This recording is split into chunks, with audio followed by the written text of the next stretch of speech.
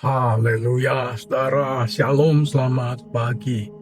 Puji Tuhan, pagi hari ini kita dapat bertemu kembali dalam program Cup of Worship Morning Devotion. Ya, kemarin ada sedikit kendala teknis sehingga tidak dapat hadir di tengah-tengah saudara.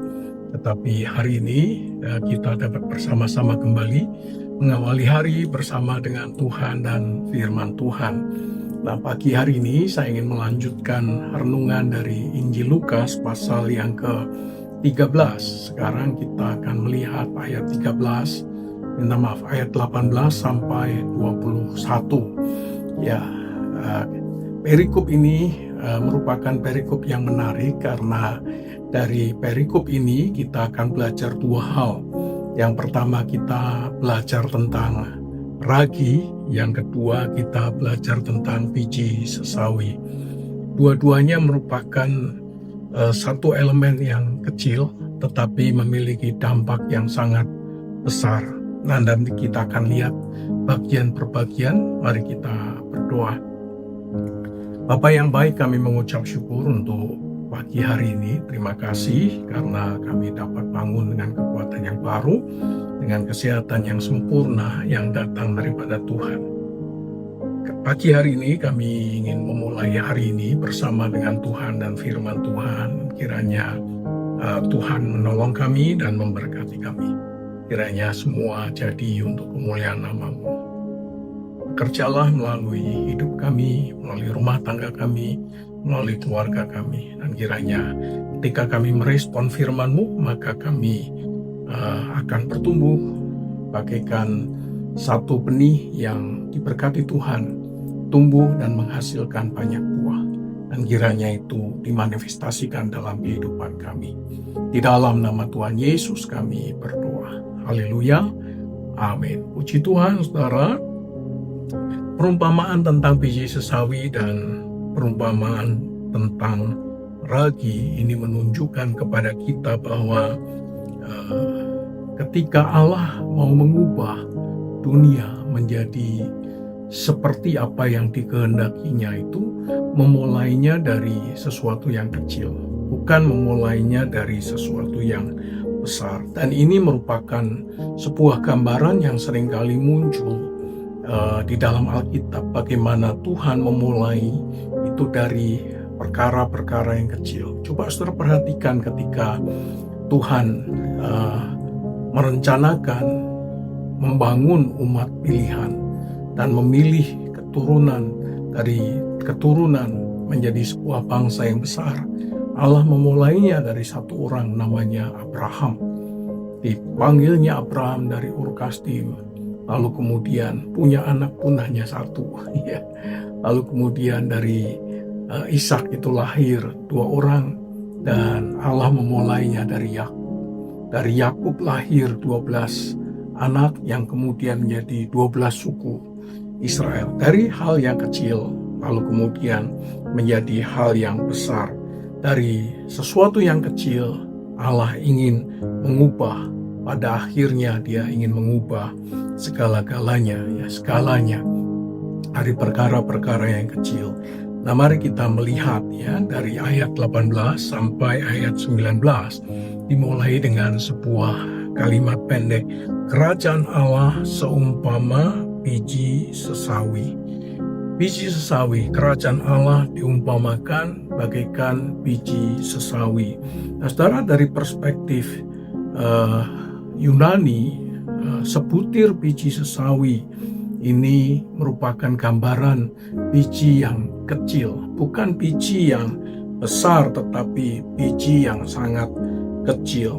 Nah, Tuhan Yesus sebetulnya tidak sedang mengajarkan dunia pertanian, walaupun dunia pertanian itu sangat dekat sekali dengan kehidupan orang-orang Israel atau orang-orang Yahudi pada masa itu. Jadi sangat dekat sekali memberi gambaran-gambaran tentang kehidupan melalui dunia yang dihidupi oleh orang-orang Yahudi yang dikenalnya dengan baik. Itu jauh lebih mudah dapat dipahami. Nah, gambaran tentang biji sesawi ini menunjukkan kepada kita bahwa Tuhan sedang menggambarkan sesuatu yang seringkali tampak tidak berarti, ya, diabaikan, tidak diperhatikan, namun melalui sesuatu yang kecil yang namanya biji sesawi itu punya potensi pertumbuhan yang luar biasa, yang nampaknya kecil, yang nampaknya diabaikan, tetapi punya potensi yang pertumbuhan yang sangat luar biasa. Nah, dalam perspektif Ibrani, saudara, dalam budaya Yahudi, biji sesawi itu menjadi lambang atau simbol sesuatu yang sangat kecil sekali. Karena biji sesawi ini merupakan biji yang sangat kecil. Namun, saudara, ketika tumbuh, ia menjadi semak besar yang dapat menjadi tempat burung-burung bersarang. Dari biji yang sangat kecil itu punya potensi tumbuh menjadi pohon yang besar, yang menjadi tempat burung-burung bersarang. Bagi pendengar Yahudi, bagi mereka yang memiliki background Yahudi, maka gambaran burung yang bersarang itu mengingatkan kepada nubuatan dari kitab Yehezkiel dan kitab Daniel. Ya, kitab Yehezkiel dan kitab Daniel itu menggambarkan di mana pohon besar itu melambangkan kerajaan yang memberi perlindungan bagi banyak bangsa. Ya, gambaran tentang pohon yang besar sebagai tempat di mana bangsa-bangsa itu berlindung. Nah, apa yang sedang dikatakan oleh Tuhan Yesus di sini? Yang sedang dikatakan oleh Tuhan Yesus di sini adalah bahwa kerajaan Allah akan menjadi tempat berlindung bagi banyak bangsa, di mana bangsa-bangsa akan berduyun-duyun datang dalam perlindungan kerajaan Allah. Saudara, Allah sering, kalau kita melihat Alkitab, memang dia memulai pekerjaannya dari sesuatu yang kecil, yang dianggap remeh, bahkan yang diabaikan oleh manusia.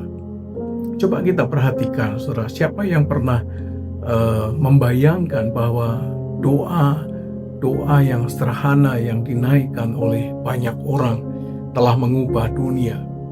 Doa 5 menit yang kalau dilakukan secara rutin punya kekuatan yang besar. Tapi seringkali orang mengabaikan doa 5 menit, dianggap doa 5 menit apa? Doa 5 menit mah nggak ada artinya. Saudara, jangan salah bahwa kalau orang hanya mampu punya ruang doa 5 menit, tetapi dikerjakan dengan sungguh-sungguh, dilakukan tiap saat, dia akan punya kekuatan yang luar biasa. Dia akan mengubah kehidupan seseorang. Dia akan mengubah bahkan sebuah bangsa. Satu jiwa misalnya yang dimuridkan, satu jiwa yang dimuridkan itu punya potensi yang luar biasa. Coba perhatikan Paulus memuridkan Timotius, anak muda, ya punya latar belakang bukan Yahudi murni, tetapi pemuridan itu membawa Timotius menjadi orang yang kemudian memuridkan banyak orang. Seringkali aktivitas-aktivitas yang kecil kita berkata, ngapain memuridkan satu orang? Memuridkan itu ya 10 orang, 15 orang, 20 orang, 30 orang, itu dampaknya baru besar. Tapi siapa yang menduga bahwa dari satu orang yang dimuridkan itu punya dampak yang luar biasa? Satu orang dalam satu keluarga dipulihkan, itu punya potensi yang luar biasa. Pelayanan-pelayanan yang sederhana, pelayanan-pelayanan yang kecil yang nampaknya diabaikan oleh banyak orang. Tapi ketika itu dikerjakan dengan sungguh-sungguh, punya potensi yang akan mengubah, bukan hanya mengubah sebuah keluarga, tapi akan mengubah sebuah gereja dan akan mengubah sebuah bangsa. Oleh karena itu, saudara, jangan meremehkan awal yang kecil, karena Tuhan seringkali menyembunyikan masa depan yang besar di dalam benih yang kecil. Jangan remehkan yang kecil. Saya seringkali berkata kepada Carlos, jangan menyerah, ya, semangat. Sekarang ini saatnya kamu bekerja keras. Mungkin hasilnya belum nampak, tetapi kalau kamu bekerja keras, semangat, antusias, kamu akan berhasil.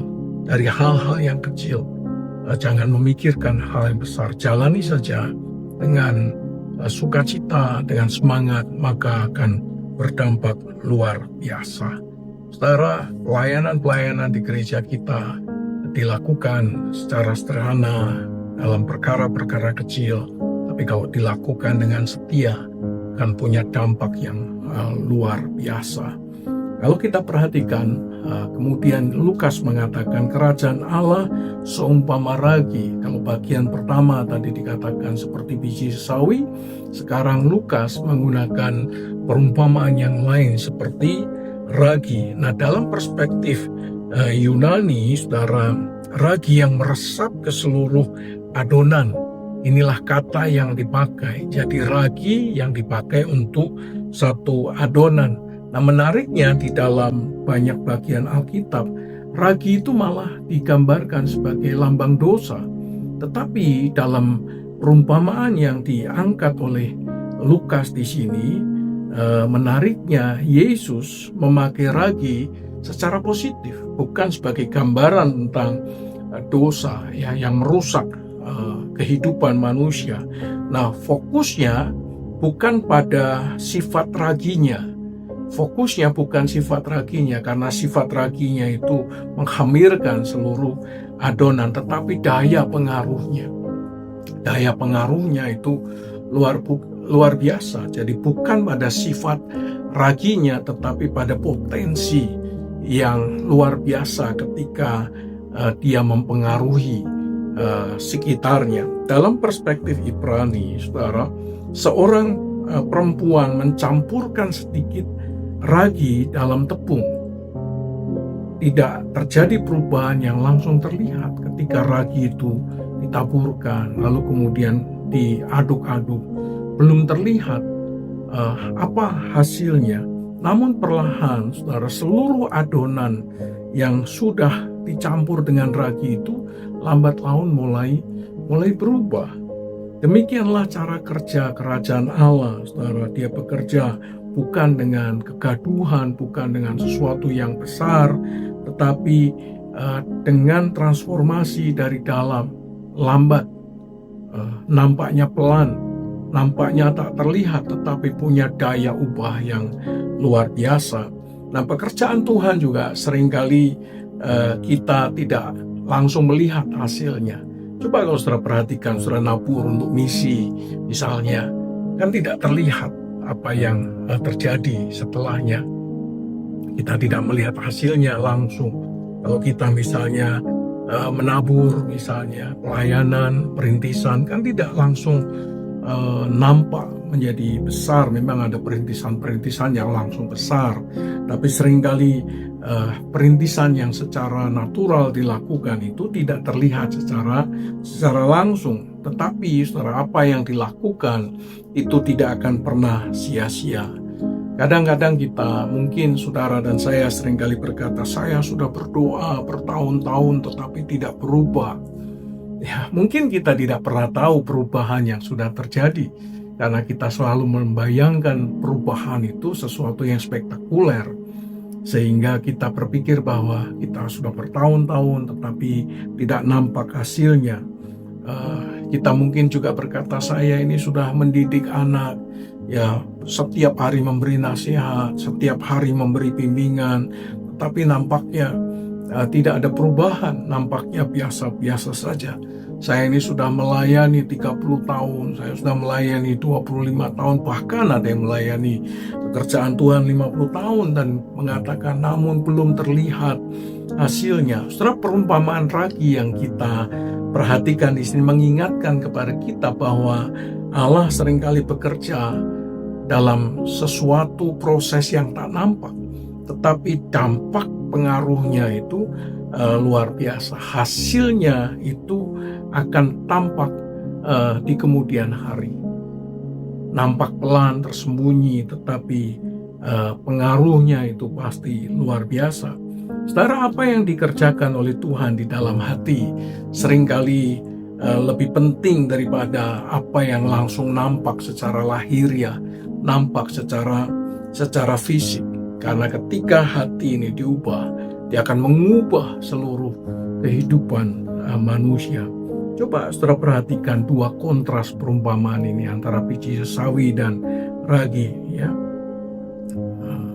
Kontrasnya apa? Ya, bukan karena gempa, ya, bukan karena pertunjukan yang besar, tetapi kontrasnya yang satu adalah sebutir benih yang namanya biji sesawi, tapi sebagian lagi adalah sedikit ragi yang juga punya potensi yang luar biasa. Perumpamaannya bukan petir, bukan guntur, bukan gempa, tetapi malah sebuah gambaran yang ditunjukkan melalui sebutir biji sesawi dan sedikit ragi, tapi hasil akhirnya itu mengubah seluruh keadaan. Oleh karena itu, dalam perspektif naratif Lukas di sini, Lukas sedang mempersiapkan saudara dan saya untuk memahami gereja mula-mula. Ya, gereja ini dimulai hanya dengan sekelompok kecil murid, ya, yang bertobat, yang kemudian bertekun dalam pengajaran rasul-rasul. Ya, secara manusia tidak ada artinya kelompok kecil-kecil ini, tetapi bersama dengan kuasa Roh Kudus yang membersamai mereka, kelompok-kelompok kecil ini mulai berkembang dan kemudian menjangkau jiwa-jiwa. Nah, dalam perspektif Ibrani, saudara, Allah bekerja melalui sesuatu yang pola yang sama, yaitu dari yang kecil menjadi yang besar. Seperti dalam pendahuluan yang tadi saya sampaikan, Allah memulai dari satu orang yang namanya Abraham. Israel dimulai dari satu keluarga, yaitu keluarga Yakub. Daud hanya seorang gembala, ya. Mesias lahir di kota Bethlehem, tetapi kerajaan Allah tidak dibangun berdasarkan ukuran manusia, tapi dampak pengaruh dari kelompok-kelompok kecil, pengaruh dari orang-orang yang disentuh dan kemudian diubahkan akan mengubahkan banyak orang. Oleh karena itu, saudara, di zaman media sosial saat ini kita seringkali tergoda, ya, mengejar sesuatu yang cepat viral, cepat trending topik, ya, cepat menyebar dan seterusnya, ya, terlihat nampak besar melalui media sosial. Tetapi Tuhan Yesus mengingatkan bahwa pertumbuhan rohani itu sejatinya biasanya berlangsung perlahan, konsisten, ya, dalam semakin mendalam, ya, semakin tumbuh dengan kuat dan kemudian menghasilkan buah yang lebat. Karena proses pertumbuhan yang dihidupi, diikuti berdasarkan pertumbuhan yang sesungguhnya pasti punya dampak yang luar biasa. Ya, dalam keluarga, pelayanan maupun kehidupan secara pribadi, jangan kecewa kalau hasilnya belum nampak. Jangan bersedih kalau hasilnya itu masih sedikit. Ya, jangan menyerah lalu kemudian berputus asa kalau apa yang kita kerjakan, yang kita doakan belum terlihat hasilnya. Tapi biarlah setiap doa, setiap kerja, setiap pelayanan, setiap kontribusi yang kecil tetapi punya dampak yang besar, seperti biji sesawi dan seperti sedikit ragi. Amin. Amin. Mari kita bersyukur kepada Tuhan. Biarlah kehidupan kita punya dampak yang besar bagi kerajaan surga. Mari kita berdoa. Bapa yang baik, kami bersyukur. Terima kasih. Apa yang kami kerjakan nampaknya kecil. Kalau itu diberkati Tuhan, akan membuat dampak yang besar. Kalau itu diurapi oleh Tuhan, akan punya impact yang besar. Kalau kuasa Roh Kudus dimanifestasikan, pasti punya dampak yang besar. Kami bersyukur dari Tuhan, seringkali Engkau memulai dari hal-hal kecil, tetapi memiliki potensi-potensi yang besar. Engkau memakai kami yang sederhana, dan bahkan secara finansial biasa-biasa saja, secara kognitif juga biasa-biasa saja. Tapi kalau itu di tangan Tuhan, diurapi Tuhan, disertai Tuhan, maka Allah sanggup memakainya untuk menjadi alat bagi kemuliaan dan pelebaran dari kerajaan Allah. Terima kasih Bapa, kami bersyukur untuk pagi hari ini. Kami menyerahkan semua aktivitas kami ke dalam tangan anugerah-Mu, biarlah nama Tuhan saja yang dipermuliakan. Terima kasih Bapa, kami bersyukur untuk hari ini. kiranya semua boleh jadi untuk kemuliaan nama-Mu, untuk semua aktivitas kami, kesibukan kami, pekerjaan kami, bisnis kami diberkati oleh Tuhan. Di dalam nama Tuhan Yesus Kristus, Tuhan memberkati engkau dan melindungi engkau. Tuhan menyinari engkau dengan wajah-Nya dan memberi engkau kasih karunia. Tuhan menghadapkan wajah-Nya kepadamu dan memberi engkau damai sejahtera. Di dalam nama Allah Bapa, Allah Putra, Allah Roh Kudus, di dalam nama Tuhan Yesus Kristus yang telah mengajarkan kepada kami berdoa, Bapa kami yang ada di surga, dikuduskanlah nama-Mu, datanglah kerajaan-Mu. Jadilah kehendak-Mu di bumi seperti di surga. Berilah kami pada hari ini makanan kami yang secukupnya. Dan ampunilah kami akan kesalahan kami, seperti kami juga mengampuni orang bersalah kepada kami. Dan janganlah membawa kami ke dalam pencobaan, tetapi lepaskanlah kami daripada yang jahat. Karena Engkau lah yang punya kerajaan dan kuasa dan kemuliaan sampai selama-lamanya. Di dalam nama Tuhan Yesus Kristus. Haleluya. Amin. Puji Tuhan, saudara. Selamat menikmati hari ini, selamat bekerja, dan kiranya Tuhan memakai hal-hal kecil yang sedang saudara kerjakan, dan itu akan punya potensi yang besar bagi kerajaan Allah. Amin. Amin. Puji Tuhan. Saudara, selamat menikmati hari ini. You are blessed.